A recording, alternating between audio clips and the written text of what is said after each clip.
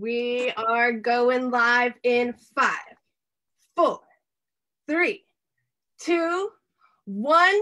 Yo, yo, yo, tell me what you know. Welcome to the Sunshine Show. Woo! Tonight, I have a very special guest for you guys. I have the one, the only, the most amazing Rob DeFilippo in the house from Part 1 Tribe. Rob, what's up? What's up, Sunshine? Thanks for having me. Yeah, absolutely. How are you doing this evening? I'm doing good. I'm chilling. I've been ready for this. I've been thinking about it today. Looking forward to it. Welcome to the sun. Awesome. I have been doing the same, preparing myself. I've been listening to your music all day, and I've been having a great time. I know we talked before the show, and my old band Monkeys Doing It actually opened up for Part 1 Tribe like 13 years ago in Corpus. Yep. At Dr. Rockets. Dr. Rockets Blues Bar. That was cool. Sunday nights, they would have a reggae night there. So they would bring in all kinds of acts from all over. And Monkeys Doing It was one of the like direct supports for a lot. The main like local support that would pop up every time. And then we would come down to Corpus. I remember staying at like the Bayfront Hotel across the street and stuff, and like all the bands would like stay there and party after the show and stuff. But yeah, Corpus Christi was always fun. Oh yeah, that was good times at the Bayfront Motel. I'll tell you, there's like a 2020 ID investigation about like some murder that happened there at the Bayfront.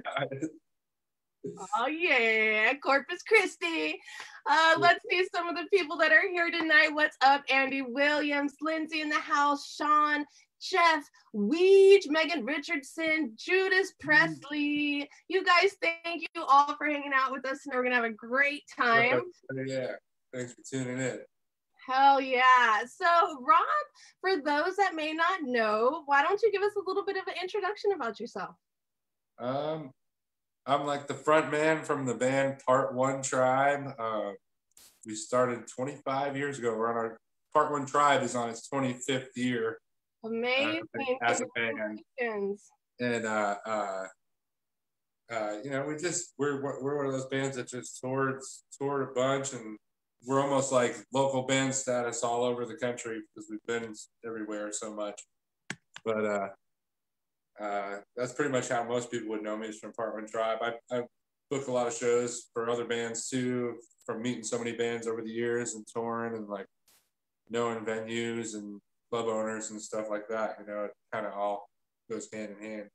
Yeah, hell yeah. We have Haler Tank in the house. We have Dawn McDaniel, Jessica Harper, Janet Eason. You guys, thank you all for hanging out with us tonight. So let's talk a little bit about your production company that you have. How long have you had it? What are you doing? Yeah, pretty much like ever since our first like tour. I mean, we've been a band since 1995.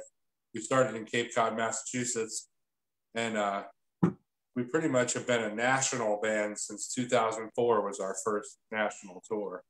And that was like back in the day, back when you had to send press kits to get gigs, and like, you know, you'd have to send 20, 30 press kits to every city and like hope to hear back from a couple of them. And but long story short, like once you start going out and booking shows and touring and dealing with these things, you kind of realize like, hey, you know, as long as we're not signed and like we don't have anyone doing this stuff for us, we're basically our own production company. So it's like becomes like a reality, like all by itself. And then I just kind of always ran with it, and like kind of for a while, even like I even had like a fake like persona. With Ron Phelps was like a fake manager that worked at tell us at HBI Productions, and like, you know, I'd like tell people to call like our agent Ron Phelps, you know, and then I would pretend to be Ron Phelps like a month later. But that's awesome. But yeah, so it worked at the time, you know. Yeah, no, hell yeah. I think it's smart. You got to think outside the box sometimes. Oh shit, you guys, I forgot. It's St. Patrick's Day. Oh yeah, happy St. Patty's Day. If you guys got it, light it. What? You guys, it's been a day. I'll just tell you that Oliver got really sick right before I came on. That's why we were running a little bit late. So Poor pig.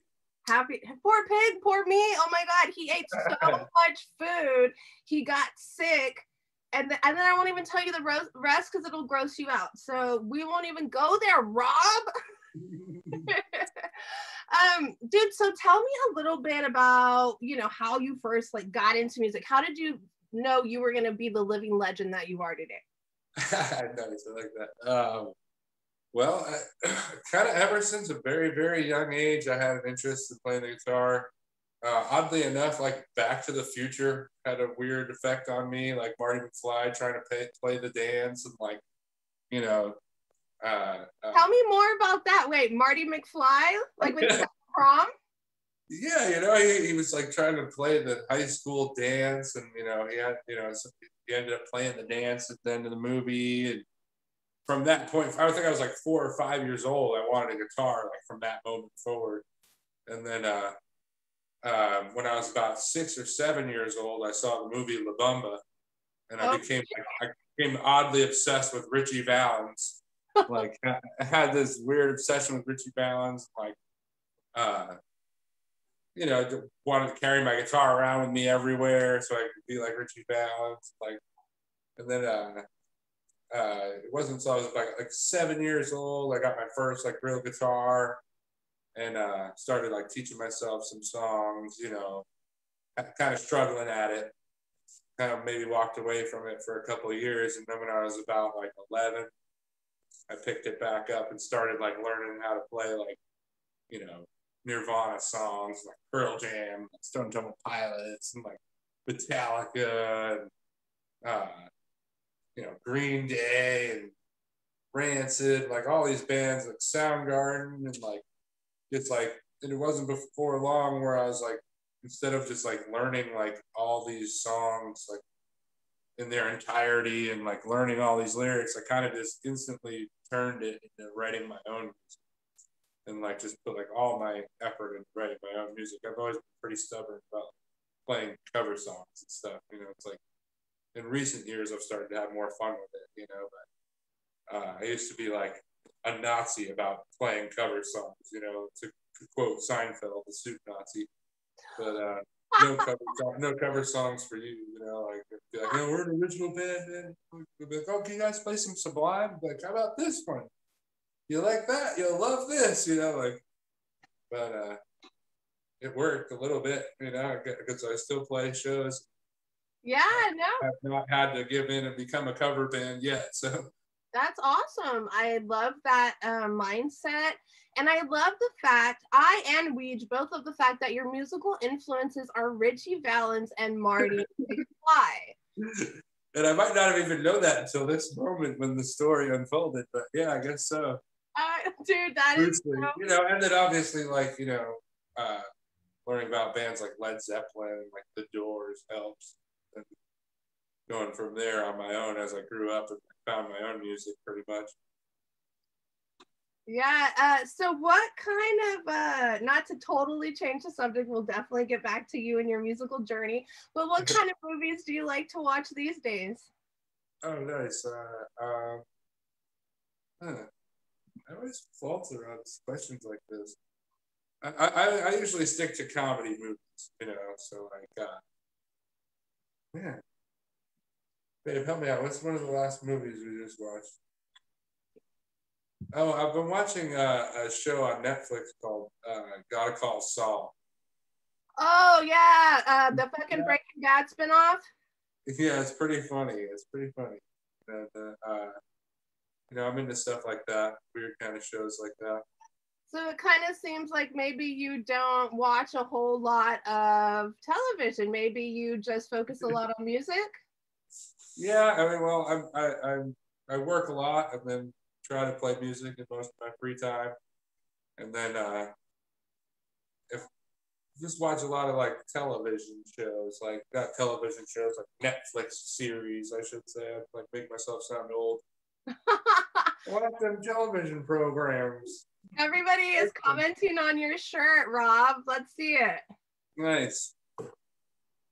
Sick. This is never forget. Haha, that's so dope. I love it. But yeah, like Part One Tribe's first recordings were done on like cassette tape, you know, like DAT tapes, and like our first demo was on a cassette, you know, and then we like went through like the whole transition all the way up to now, and so that's what this year is like. Like we actually got a lot of VHS tapes from like old tour videos and stuff like that, but. Oh my God, are you gonna put them like on DVD and sell them as a part of like your? Well, one of these days I'm gonna get motivated enough to at least get them up on YouTube. Like, Yeah. yeah, for sure. I bet people would love to see those old shows. I mean, you said the band's been together 15 years? Yeah. 25 years, I'm sorry. Yeah. We started in 1995 and we're on our 25th year now. Wow. The proverbial we, I mean, it's mostly me, and you know, I use some different musicians, and like I've just been playing with some like really good musicians, and then a lot of the guys that I've started the band with have all like one at a time tapered off over the years and kind of gone on to like live the rest of their lives. But I'm the diehard one that kind of was like, no, I'm not gonna let go of this thing, you know. Yeah. It never seemed to lose enough steam to give up on it. I don't know. It's like, you know, I still feel like we're doing well after 25 years. So we'll see. I kind of went into this year thinking it would be the last one and like see what kind of came out of it, you know, like, I mean, I'll always play music no matter what, but just kind of, it's been like such like a successful couple of years that it's like, seems like it's just continued. And I'm grateful for that. Yeah, I mean, you are definitely standing the test of time. I mean, not many bands can say that they've been, I mean, there are many bands that have been together 25 years, but, you know, to still be performing and writing music and, you know, being so active, that's fucking amazing, dude. Nice, thank you. I appreciate that. Yeah, and like what I always try and say too is like, it's not like, okay, like a certain band that's been together for 25 years and, you know, they've been making millions of dollars for like 18 of them, you know, it's like, you know, we never really hit the big time. So it's like, to me, it's like even stands the test of time even a little bit more just because it's clearly never about the money. It's just like, you know, more about the fan response and just like, as long as I feel like people want to hear what we're gonna do, and we'll show up for the shows, like I'll always do it, you know. Yeah, and obviously for the passion and the love of the music, right? Exactly. Why do you keep doing music? Like what, besides La Bamba and Marty McFly, like what captivated you so much that you're still doing it 25 years later? Well, it's like well, for a long time, like music became like a self-defense mechanism almost, like just to kind of keep me on a path and like I've always followed my music and like musical journey, and like I've let that guide me like all over the country. I mean, I've lived in Cape Cod, Massachusetts, Myrtle Beach, South Carolina. I've lived in LA. Like I lived in Highland Park for a year, and like, you know, moved down to Florida. Like, I mean, Florida, I always saw as like and I've definitely been proven right about that recently, but I always saw Florida as a really blooming spot for the American reggae scene, especially just for touring bands and like, and Florida's really blossomed as like a reggae spot and a spot for bands to kind of tour and on a higher level. So it's like, kind of like set sights on that too. Yeah, but, you know, sorry to interrupt you, but real quick, reggae seems to be like a reoccurring theme in a lot of my interviews. I just interviewed Mick Rude from Spread the Dub, which is STD abbreviated. Why did I just get that the other day? That's fabulous. Weech keeps saying he's moving. There's so many people, it seems like, are coming out of Florida. So many amazing acts. Oh, Reggae Lou and the Kind Buds are out there. Yeah, David Storis, who we talked about earlier. So it seems to be like a really thriving music scene. Yeah, for sure. Yeah, there's like a lot of bands that are from Florida. like live around Florida, and then there's just like a lot of, seems to be a lot of action going on as far as like like the AEG bands and like the big like national touring bands. There's a lot of spots here where they hit, and so like there's also a lot of opportunity just to be a part of those things. Like a couple of years back, we played like Root Fire Festival that went on here in Cocoa, and like there's just always big shows going on and like festivals. So it's like it's just cool. Nice. Do you have a favorite place that you've lived in so far? I like it where I'm at now. I like it here in Florida. I kind of like, I literally toured for over 9 years, like living in a van. And like we would only go home for like a couple weeks at like Thanksgiving, like maybe like a week at Christmas. And then like towards the end, we didn't even do that for a year or two. And that was like part of our demise, because we all burnt out, like you would read about, but yeah, I picked where I'm at after being around. I mean, I always liked California, and like I like visiting California, and always will. Like I like a lot of spots, but as far as like a place to kind of live and be like a retired aspiring American reggae musician, I like it. Yeah. Let's see. Yeah, let's check out the comments really quick. Weech says Sublime Archive and the Pure Days. Nice. Yeah, sublimearchive.com for sure. That was like what started us. We in 2002, a friend of mine was like, yo, check out this website, sublimearchive.com. And I looked on it and we were on it. Like we didn't even go like trying to get on it. And it turns out it's okay. This is where you get like bootlegs of like Sublime and like Long Beach Dub All Stars, and like that's when like Long Beach Short Bus like hatched out of there, and like Slightly Stupid, Pepper, Bargain Music back in the day. My buddy Josh Fishel, rest in peace, Josh Fishel. But it was just like the scene was not as mega huge as it is now. Like there was like literally a list of like 20 bands playing reggae rock, and they were all listed on this website, and then it all kind of grew from there. But our first tours were playing cities and like basically like meeting up with like 15 to 20 people from sublimearchive.com. And it was like, okay, cool. How many people will come out from, the internet tonight, and it was like, it was interesting, but we ended up meeting people that like were people that were at Sublime shows, and like Sublime stayed with, and like, Slightly Stupid and Bargain Music, and Pepper, and like we're like, you find yourself kind of like on a trail, and like, we picked up on that trail and we were going around, and you kind of just find yourself kind of running into all the right people as far as like your target audience, basically. And it was just interesting to watch that grow. And then, nowadays, like he was saying, it kind of turned over. The Sublime Archive website shut down when Sublime put out that box set. They shut them down basically, because they had so much of the content that was going to be on the box set was like on this website. Yeah. But at that time was when peer.org started up. We were actually like one of the first 3 bands that got interviewed on Peer. Wow, super cool. Okay, cool. So let's see. Kevin Purcell is in the house. What's up, Kevin? Kevin, how are you, man?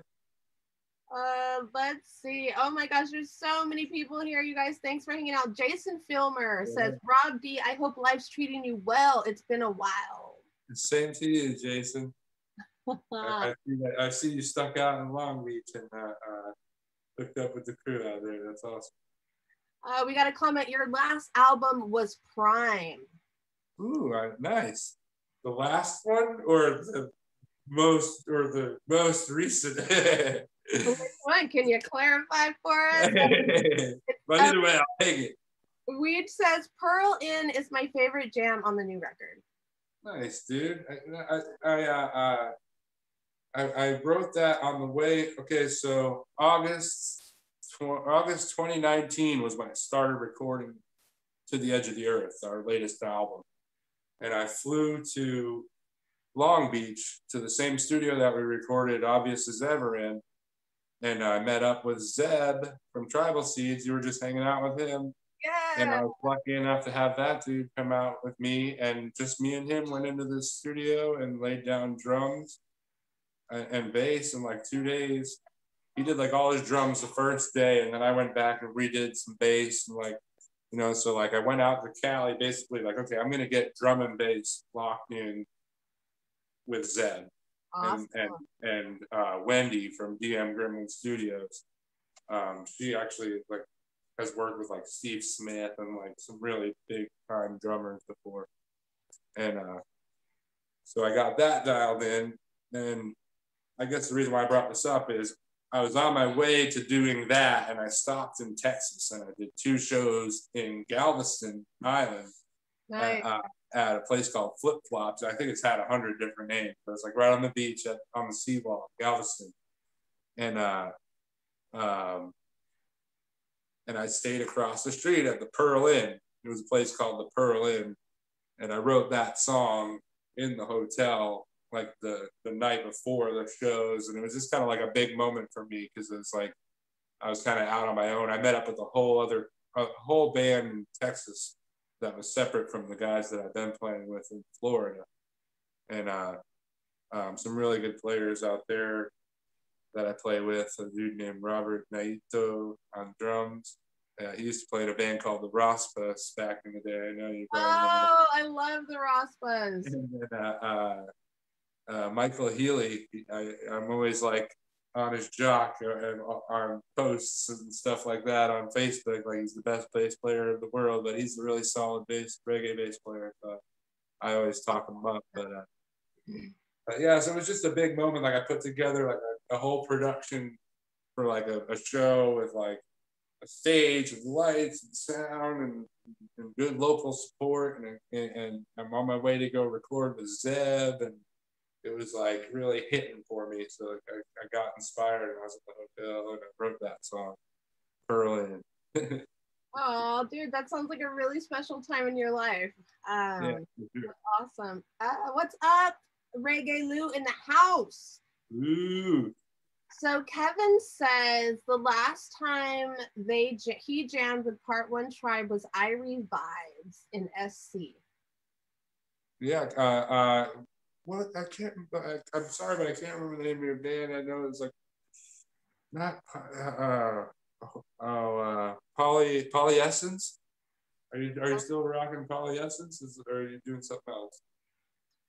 Yeah. What is up, Eugene? Oh my goodness, I haven't seen you in a minute. So let's talk a little bit about the type of music that you play. Yeah, I like that. I've always called it since day one, 1995, all original reggae, rock, and blues. And I've always called it all original reggae, rock, and blues. And then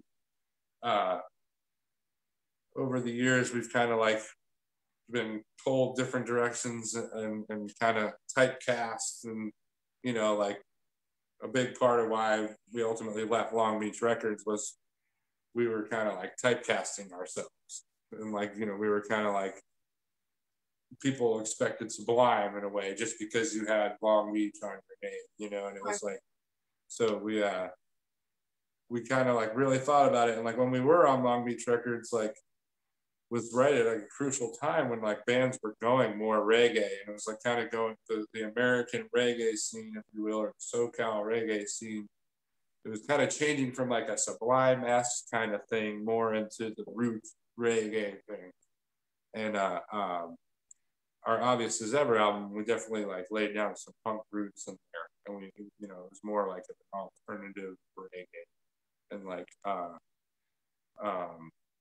but then we've like I did an EP before this last album with Sydney Mills from Steel Pulse, and it was like definitely much more reggae, you know, and but we've always like kind of like toyed with this a bit and been a part of this little wave of reggae-ish music. I think it's Weege who has the playlist on Spotify, reggae-ish or something like that.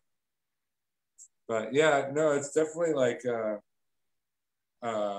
reggae, but I would never just tell someone it was reggae. You know, it's like I'd add some other explanation to it every time. You know, it's like it's reggae alternative or alternative reggae or Sure. American reggae. Me being from the East Coast and having done this for so long, I always fight the SoCal reggae thing. Like when people try to call it SoCal reggae, I'm just like, I have to fight that. And I'm like, no, it's American reggae. For like 5 years, that's what I would say every time I heard someone say it, SoCal reggae. Like, no, it's American reggae, and we're from America. There's bands from all over the world in every country. That's the type of reggae they play, you know. But yeah, it's an interesting question. It doesn't have an easy answer, but I've always called it all original reggae, rock and blues, because that's the root of a lot of things, you know. Yeah. Rock, like some say blues is the root of all music, you know, whatever, but it's everything. It's just like, to me, it's like if it's telling something from the soul and it's just something, the music and the beat have to grab your soul too. Yeah, and absolutely. I've just always kind of been hooked into that reggae groove is my blues. You know, it's like it's what gets me to open up. You know, and then sometimes we can push it to some ska or like go a different vibe with some rock or some kind of jammy sounding kind of stuff. But yeah, I dig it. I dig it. My band Monkey, or the old band Monkeys doing it, we used to do that a lot too. We just all drew from so many different influences that it's hard not to kind of branch out and do a bunch of different stuff. And it's so fun too. Like, why not, you know? Yeah.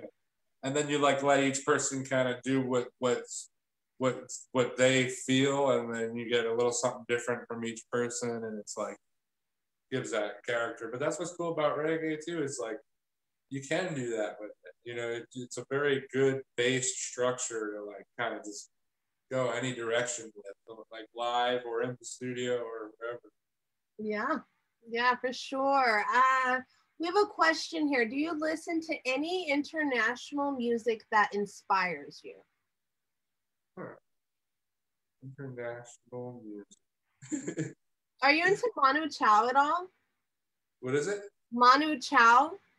Ooh, it sounds familiar, but no, I can't say. Dude, you'll have to, and everybody at home too, at some point, if you haven't heard of Manu Chao, you gotta check out their Radio Bemba Live, and their album. They have a DVD that like links with it, and oh my god, it's the most amazing energy you'll ever see. And they have like a 20-piece band or some shit on stage. It's insane. You know, and talking about stage shows, since Manu Chao's is so fucking amazing, how do you work on your stage show and prepare for a tour? I know you've toured so many different places. Yeah.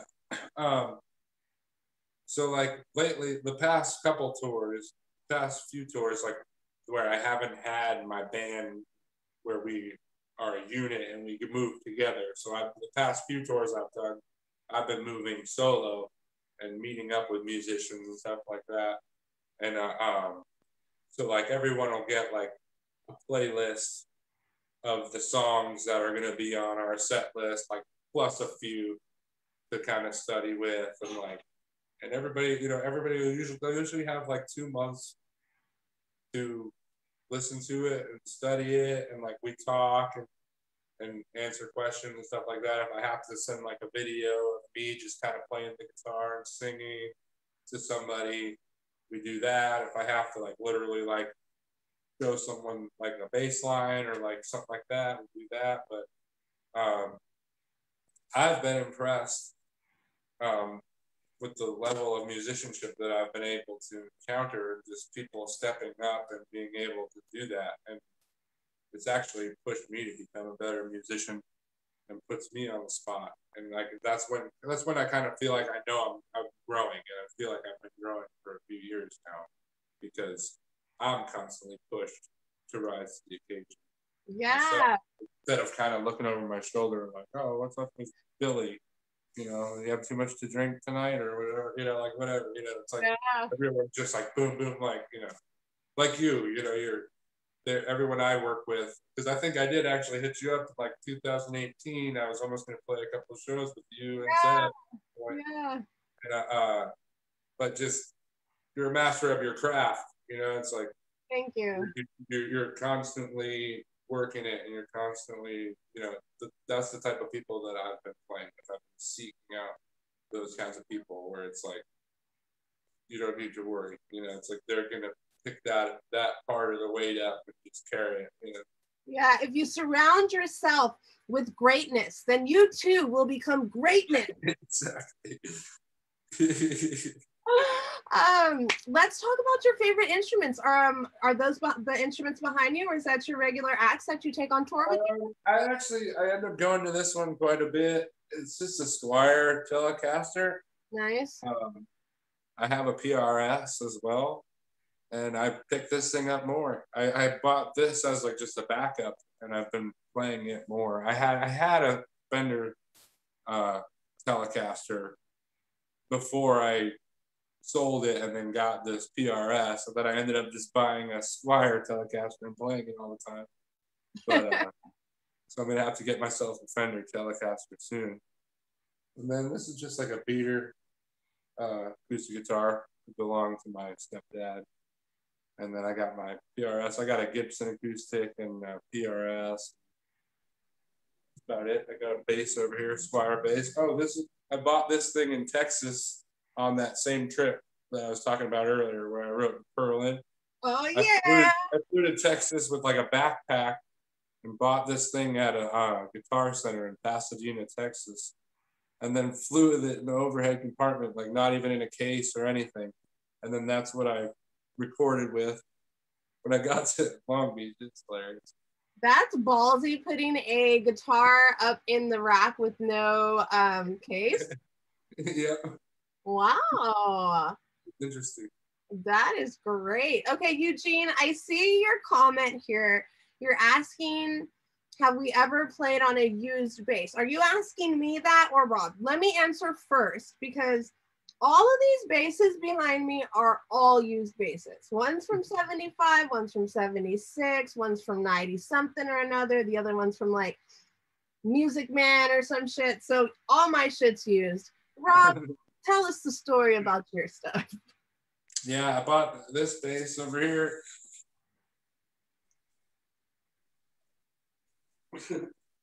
Nothing special, just a Squire. Nice. But I play it. It's to me sometimes like you get more of a rootsy sound from like a lesser instrument, or like beat up strings, or like. Oh, for sure. But I bought this thing same trip out to California. I bought this in somewhere near Long Beach or whatever where I was, but I got a gig bag with this. So when I flew home, I put both of these into the gig bag and put that over the What's up, Lisa? She's saying the number 22. Did you go over the meaning of that tat while I was gone? Do you have a number 22 on your arm? I do. I don't think it was visible. It's very visible, very visible. Funny story, I got this in Corpus Christi, Texas. Oh my God, you're killing me. I don't know. I don't think it was the same time, but I was playing Dr. Rockets, and we had Zach Hexum was opening up for us. It was like Nick Hexum from 311's brother. And like, so Nick Hexum's whole family was like in the venue. And like, so that was a big deal to us because we were like reggae fans and all that. And then, so I just kind of go for a walk just to kind of like soak in the moment. I go around the corner and I walk past House of Rock in Corpus Christi and bump into like G Love and Special Sauce, like getting off their bus. And like I was like, whoa, I'm like, hey man, I'm like I'm playing around the corner, whatever. So like the next day I like went and got a tattoo. I didn't even know what I was gonna get until I was like in there. And then I just suddenly was just like, yeah, I put a 22 on my arm, you know, and then I got that. It was like a rock star moment for sure. Yeah. But I didn't know anything about what it meant at the time. Like I got it at one point when I was younger. It was my baseball number when I played baseball, and then I wrote it into a song. I have a song called Double Deuce, and Nice. it says 2 times the mind, twice the heart in the song. So I got the tattoo, and then I looked it up recently, and it's like it got an interesting meaning of like some like angel of like basically like your dreams coming to fruition or something like that. Something like that. And like it's some really cool meaning. And I'm like, okay, good. Oh, okay, yeah, that's Not awesome. the bullet on that one. Yeah, it was good. You know, every once in a while, like when you wind up in a holding cell, they put you into the gang section when they see a tattoo like this. So like sometimes they put you in there just long enough to see if you get scared. Oh my God, that is I true. just play it like Bill Murray or something, Ghostbusters. We got Kevin Stricker in the comments. He says he loves and he misses you, brother. Hey man, hope you're doing good, dude. And Megan Richardson says that 2022 is going to be your dream year. Nice, I hope so. Yeah, dude, I love that so much. Cool. So let's talk about the shows that you have coming up. I know that you're playing with Zeb and Dan Kelly. Yeah, that's like a highlight for me, you know, for sure. Like I said, like to be in my 25th year and be putting together a show like that, I'm pretty happy with it. Like we got Dan Kelly from Fortunate Youth and Zeb from Tribal Seas. For anyone who hasn't heard about it, they're doing some touring from like now and into the summer until things pick back up, and so they're doing like an acoustic duo, and then I'm opening up, and my drummer here in Florida, Nash Wolfgram, he plays in a band called the Strongbacks. He used to play for like Horizon, and his sister's Leilani Wolfgram. Oh, He's drummed for her, and he's tour managed for her. But he's coming out, and he's going to play hand drums for me. I'm trying to get my trumpet player to come play like a couple songs just as like a little surprise that I just kind of ruined. And hey, it's a top secret surprise, but only the VIP will know about it, right? Yeah, exactly. But yeah, and the thing is, the venue that I'm doing it at, it's really cool. They've been good to us. I've played the past like 2 New Year's Eves and like 4th of July. Like we do like some big shows every once in a while, and like, and so I knew that they would be behind a show like this because the guy that I work with there is also fans of these kinds of bands and stuff like that. So we pulled together, and we're getting ready for the show this Sunday, and it's gonna be pretty epic. It's a free show too, and like, you know, like it's a stage on the beach, like a little tiki bar, and like everybody can just kind of get right in there. It's gonna be a good vibe for sure.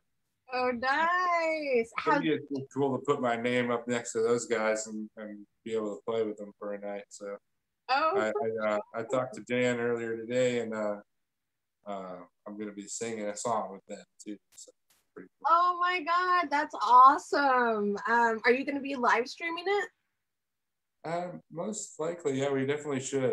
We'll probably record it and live stream it and make the most of it for sure. Yeah, dude, that's gonna be an awesome show. I know that they've been booking shows like they almost have like a complete tour book, so that's pretty amazing.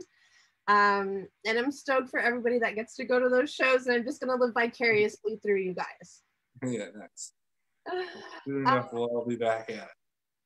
So what was last year like for you? Did that kind of obviously it put a huge damper on a lot of people's lives. How did you transition from being on the road into like staying at home life? Well, luckily, that's a transition I've been making for a few years. You know, I in 2010, I kind of landed up back on planet Earth for a minute, like learned how to like function in a regular life setting for a little bit, and then I gradually got myself back out there, and like, you know, I kind of like tap myself out every time I go on tour and kind of set, you know, go through a lot of grinding and hustling, and like finally to the point where, hey, you know, I can maintain my life, I can go on tour, it's gonna be beneficial, it's all good, like, and I'm just kind of getting my legs under me finally after 25 years, but and it's just a good feeling. But as I already said, I started recording the album in 2019, August 2019. And then it took me a couple months. So like November, I started getting into the studio. And then December, I went back into the studio. And then January, February, I was in the studio. And then COVID started to hit. And I just kept going into the studio. And like we just kept working on the album. And we kept, you know, and then, you know, I had just been to Cali and Texas. So I wasn't doing nothing. And then so I had a little time, and then you know, just slowly finished the album, and like actually really kind of stressed about it because I felt like it was like the perfect time to get it out. So I was like really just grinding it, trying to get it out, and you know, financially too. So there'd be some like long gaps between sessions there where it's like, okay, let's like catch up on the bills, and then go back in the studio and finish the album, you know. But I finally finished it in like September of 2020, and then released it in November 2020. And then I tried to tour in November. I actually pulled off a really successful show in Texas, which was just like unreal that I managed to sneak in and pull that show off, because it was like right between a shutdown and then the real shutdown. I managed to get in there. Wow. I love that your stories involve Texas so much. It does. And then I get to Cali, and it was right near Thanksgiving, so my 2 Cali shows and my 2 Colorado shows got canceled because they tightened everything back up. But here I am across the country, just like lost all these gigs. But so that was probably like the hardest pinch right there, was when the gigs got canceled on. But I was trying to move when I should have. But and then here we are now, you know, so it's like as things are kind of opening back up, like it was cool. I mean, COVID was like a level playing field, you know. Yeah. I was watching Zeb the other day talk about how, yeah, it's opening up this whole new avenue for shows and venues and parties. No, Zeb, that's been going on all along, my bro. You've just been lucky enough to be up here looking like it never happened. Like, but blessings to you, man. Welcome to the party, dude. It's been going, and but I've always been an underground band, and so this whole thing's been a good chance for underground bands. And this whole thing's been a good chance for a guy like me, who's like still crazy enough to go try and tour and go to Texas, like. And here we are. Like, I mean, we're still early for a show like we're about to do, so we're just trying to do it safely and pull it off, and then hopefully that opens things up a little bit more for us. But well, I have a feeling that it's going to go amazing. You guys are not only going to pull it off, but I'm sure you're going to book many more in the future. Right on. Yeah, that's the goal. So what else? You have more shows than just that, or is that the last show for right now? April 11th, we're playing a festival called Reggae at the Rock, and it's at the Hard Rock Hotel in Daytona Beach. And that's a pretty good one with a bunch of bands on there. And then that is about where it ends right there. But I'm already like kind of loosely looking at 4th of July weekend. Because, you know, you don't have to wait to see if this one works. It'll work. And I'm already thinking about the next July 4th weekend. We'll probably have, I'm going to try and bring someone else big. So we'll see what happens with all this, but I think it'll work out. So when you released your album, did you release it on vinyl or CD, or is it strictly digital? Right now it's strictly digital, which is an interesting world for sure. You know, like I mean, it's jumped right into like generating, you know, that average amount. It's not like we didn't like boom, like make some big Like, $1 billion. Yeah, but I'm flirting with the idea of like doing like a short run of, like you were saying, maybe some vinyls with like a digital download card in it or something like that, or a much cheaper method would be like, you know, a short run of just CDs. You know, nowadays it's hard to get people to buy anything like that. You know, everyone has the ways that they get their music and listen to it. But I think if we did just like a limited edition like amount, I think we could do pretty good. I say we bring back cassettes and boom boxes. Yeah, for sure. You know, it's gonna come back around either way. I guarantee you. Never forget.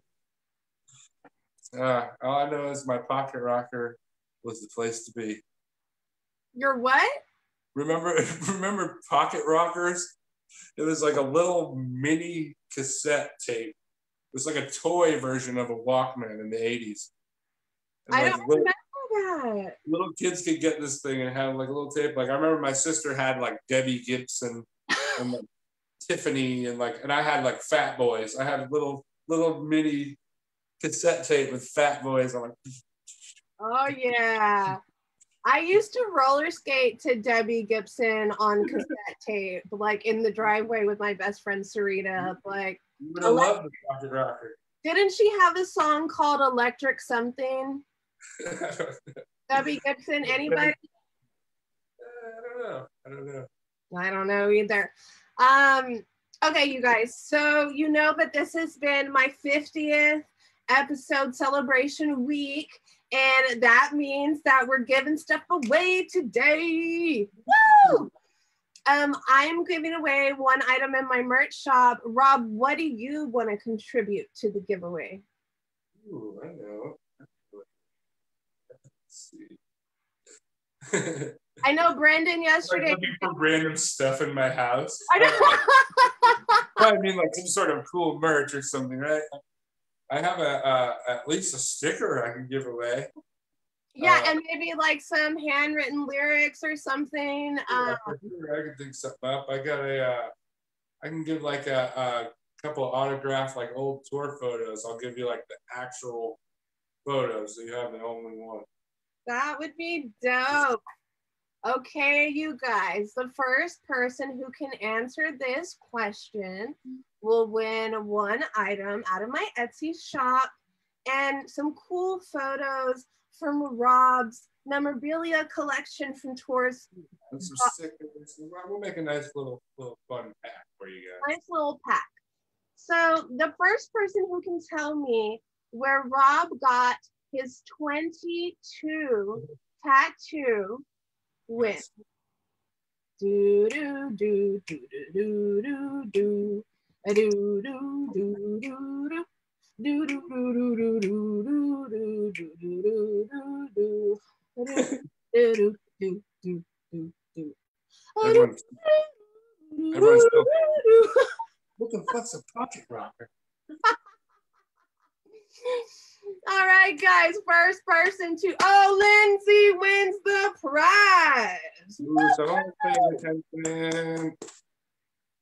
If I had glitter and like confetti, I'd be throwing it up in the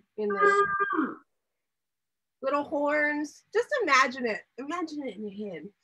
Good job, Lindsay. It is Corpus Christi, Texas.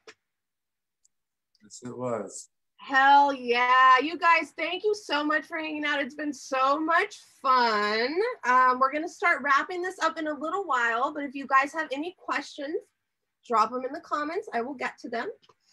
Rob, okay, so if there was like a biopic made about you, like a movie, documentary type movie, whatever, what would the soundtrack look like more or less? Genre of songs? Who would play you? And what kind of storyline would it be? All right. We'll definitely have to start off with some good like Sam Cooke or something like that. Music. Oh, yeah, I love that. Who would play me? Let's see. Depends what kind of movie you're going for. So it's like kind of like for me, it would have to be like overcoming all these obstacles and maybe like Jason Bateman or something. You know? Oh, Jason Bateman, I like it. Go with like like make it Ozark theme. It's gotta have a dark thing for me where I'm overcoming. But yeah, and then in the end when I die, oh shit, you gotta have the same song as in La Bamba.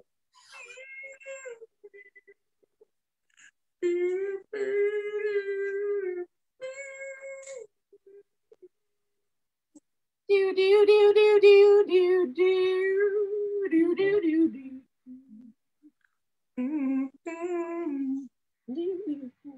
Woo! Dude, see, we're already making music. I like that question. That's good. Megan Richardson says, Danny. What's that?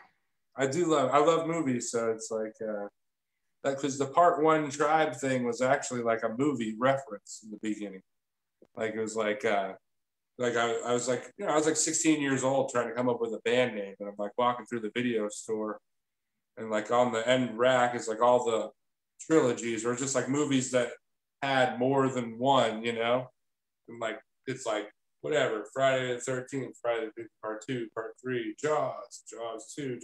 Nothing was ever called part 1 like to begin with, so we named it part 1. And then like after high school, when like some of the original guys quit, we added the tribe. And then after we added the tribe, it was just we were basically saying like it's just always going to go on. Like if you quit, you're just like a fallen warrior, and we're going to get another warrior to take your place. Like it's this department tribe, And you are the head warrior of all the part 1 warriors. Yes, man. Let's see. Warrior chief. We have a few suggestions for who should play you. Oh, I like it. Megan Richardson says Danny McBride. Okay. Lindsay says Joaquin Phoenix. Okay, that's good. And let's see what. Oh, we just saying Richie. I'm with the Danny McBride idea. You make it way more like comical. All right, we're going with Danny McBride. We are going with the dark theme of you like overcoming all the obstacles, right? And when you die, Richie Valens is gonna play you a guitar solo at the end. Yes. Boom! We're gonna make it.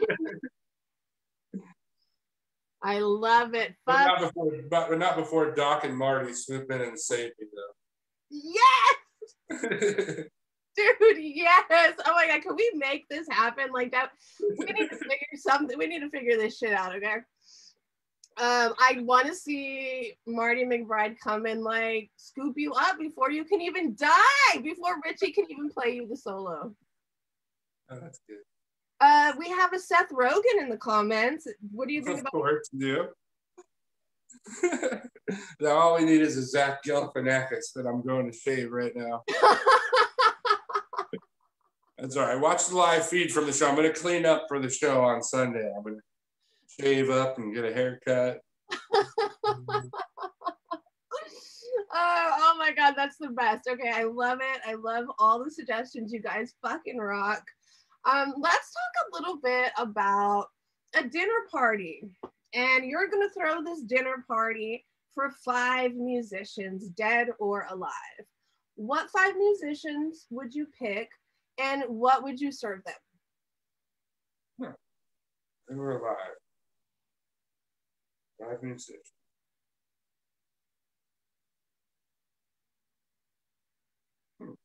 Oh yeah. Well, I guess we gotta bring Richie. Of course, I'm sure. We gotta bring Richie in there. We gotta have Bradley in there because otherwise, it's just the whole freaking internet's gonna explode right now if I don't say Bradley. Richie Valens, Bradley. John Bonham. Nice.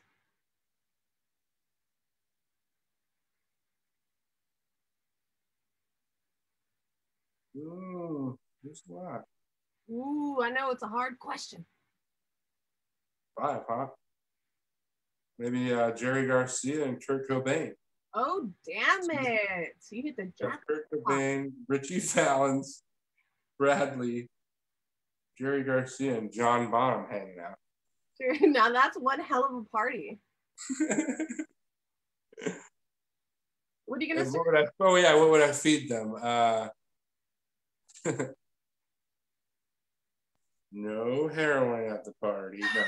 No, I would, if I'm having a party with some musicians we're hanging out, I mean, it's got to be pizza. But I mean, if I was trying to really impress them with my cooking skills, maybe some homemade fettuccine alfredo. Oh. With some breaded fish, some grouper. No, I don't know. I don't know. I just have a pizza party. Yeah, I love that. Do you fish in Florida?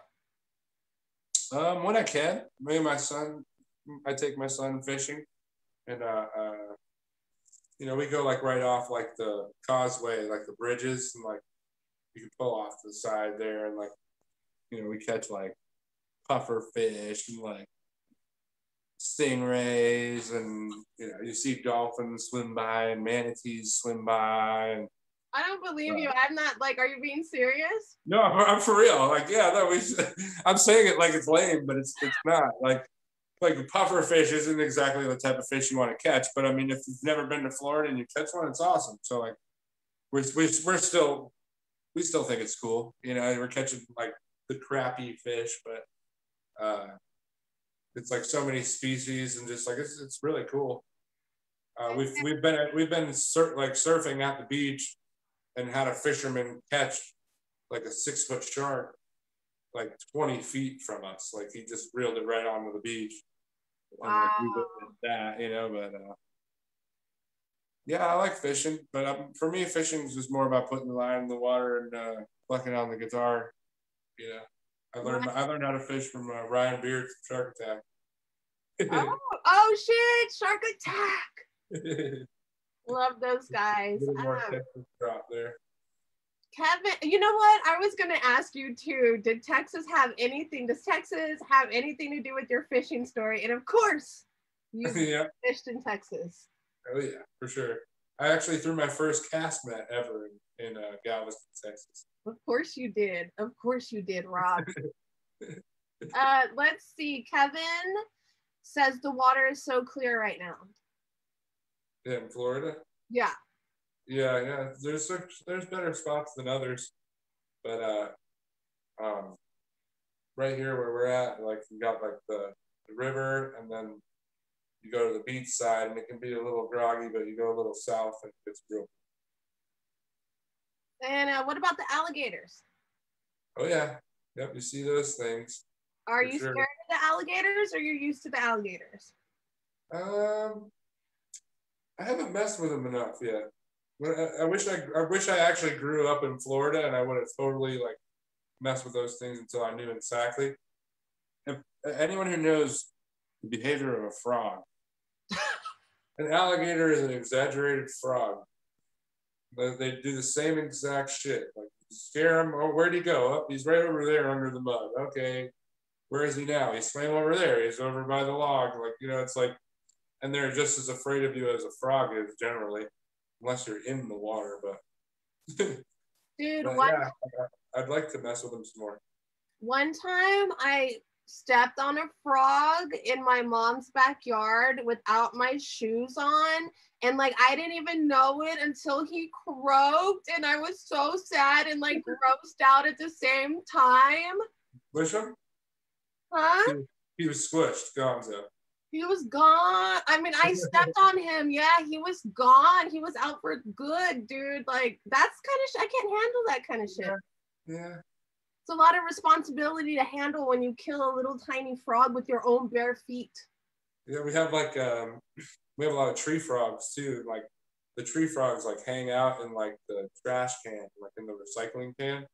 like every time I open and close it, I'm like trying to make sure I'm not like killing a tree frog. Like as I close the thing, yeah. We got Mark Board in the house. What up, Mark? What up, brother? Mark is like as tight of a band brother as there can be. I as far love as like brother Mark. bands go, Part Tribe and Shark Attack, man. How you doing, Yeah. Mark? How's New Mexico treating you, buddy? We had an interview a couple of weeks ago, and it seems like he's healing up really well. And I know that he's dropping all kinds of new music, so I'm really stoked to hear what he comes out with. Cool. Yeah, I think I saw that captain's. That captain's doing a tour. Yeah. In Texas, I think. Yeah, Texas. Hey, you guys, we are going to start wrapping this up. We have had a great time. I wanted to make an announcement. Tomorrow, Goody comes out with a new single called Lights on the Runway. I'm no longer working with Goody, but I want to send him the best of luck and all my love for his future endeavors. And you guys make sure to go and download that single tomorrow. Woo! So, Rob, what is next? What's next is hopefully things opening up into possibly putting together a tour.